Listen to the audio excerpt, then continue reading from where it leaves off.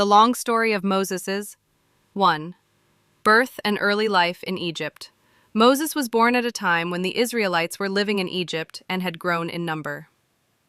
The new Pharaoh, who didn't remember Joseph, became fearful of the Israelites and ordered all male Hebrew babies to be killed. Moses was born to a Levite family, and to save him, his mother hid him for 3 months. When she could no longer hide him, she placed him in a basket and set him afloat on the Nile River. Pharaoh's daughter found the baby while bathing in the river. Moved with compassion, she took him as her own son and named him Moses, meaning drawn out of the water.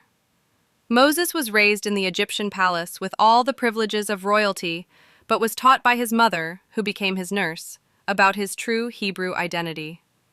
2. Moses flees Egypt. As a grown man, Moses saw an Egyptian beating a Hebrew slave. Angered, he killed the Egyptian and hid the body. When Pharaoh found out, Moses fled to Midian to escape punishment. There he met the daughters of Jethro, also called Reuel, a Midianite priest. Moses helped them water their flocks and was invited to stay. He married Zipporah, one of Jethro's daughters, and lived as a shepherd. 3. The burning bush and God's call. While tending his flock on Mount Horeb, Moses saw a strange sight. A bush that was on fire but not burning up. God spoke to Moses from the bush, calling him to go back to Egypt and lead the Israelites out of slavery. Moses was afraid and made many excuses. He said he wasn't a good speaker and that the Israelites wouldn't believe him.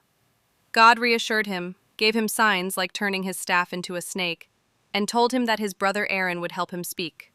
4. Moses returns to Egypt. Moses returned to Egypt and met with Pharaoh, demanding, "Let my people go." Pharaoh refused and made life even harder for the Israelites. Then God began to send plagues to force Pharaoh's hand. 1. Water turned to blood. 2. Frogs. 3. Gnats. 4. Flies. 5. Death of livestock. 6. Boils. 7. Hail. 8. Locusts. 9. Darkness. 10. Death of the firstborn.